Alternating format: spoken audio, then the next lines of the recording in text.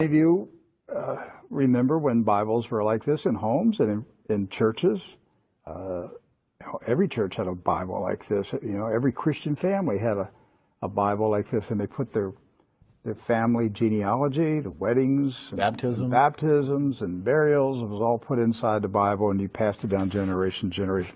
This particular Bible was published in 1905.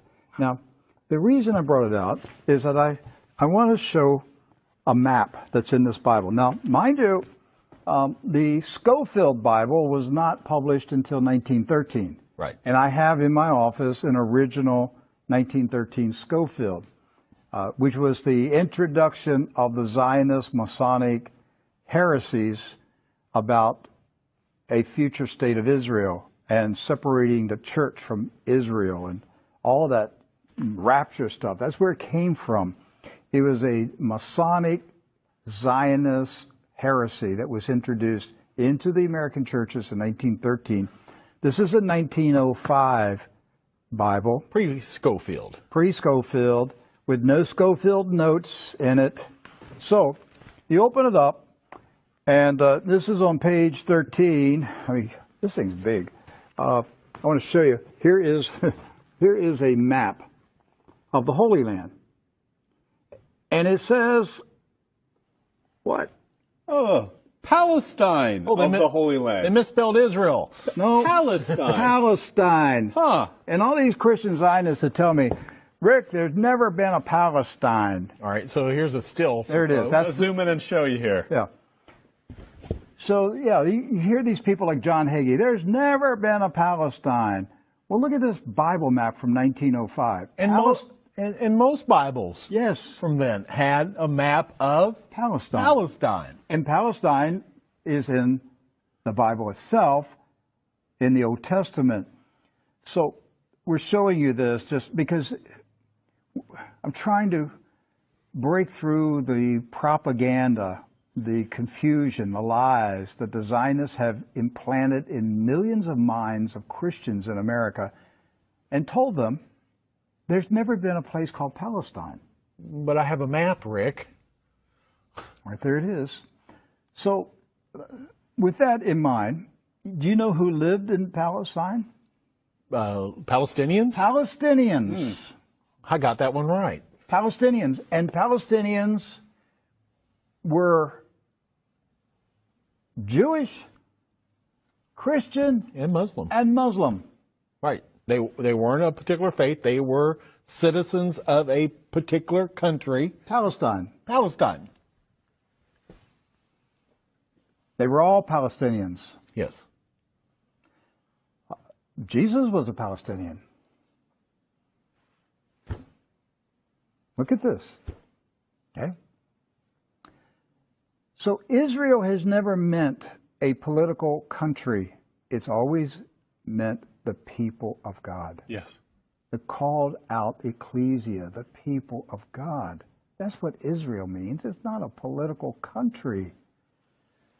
With that in mind, we're going to show you some of the scenes of the violence that's taking place in Palestine this week, because here's what's happened. Following the 1917 Jewish Bolshevik Revolution in Russia, where the Jewish Bolsheviks went in and slaughtered the Romanov families in a satanic ritual, imposed communism on Russia, killed hundreds of thousands, literally millions of Christians, hundreds of thousands of Christian Orthodox pastors, and burned their churches, and just a horrible attack on the Russian church in 1917 and afterwards. Then they began to infiltrate Palestine in the 1920s and the 30s. In the 1930s, there was a congressman in Texas, Lyndon B. Johnson, and he was smuggling guns and rockets and grenades from Texas to Palestine, putting them in the hands of the Jewish communist terrorists that were infiltrating Palestine. There was no Israel, no state of Israel. It was Palestine. And they crow about that. That's not a conspiracy theory. That's right from the Lyndon B. Johnson Library. The crates were called. They were marked Texas grapefruits. The grenades, they were shipped as Texas grapefruits. The same grapefruits that blew up the King David Hotel. Right. So the 1920s, the 30s, and into the 40s, the European Ashkenazis invaded Palestine, infiltrated. The Arabs, Christian, Muslim, and Jewish, all Palestinians, were alarmed by the arrival of the communist Ashkenazis from Europe. The so-called Jewish settlers were killing. They killed the Jewish residents of Palestine. Yes. You understand that? They killed the Jews who lived in Palestine. They killed Christians. They killed Muslims. They finally got enough critical mass that they had enough numbers that they took over Palestine and declared their independence in 1948. And Harry S. Truman, a 33rd degree Freemason, quickly recognized this new country as a real country. And that's how we got to 1948 and the State of Israel. There's never been peace in the Middle East since that day. That day is marked by all Palestinians as a day of disaster. Nakba. A day of disaster. The disaster continues to this day.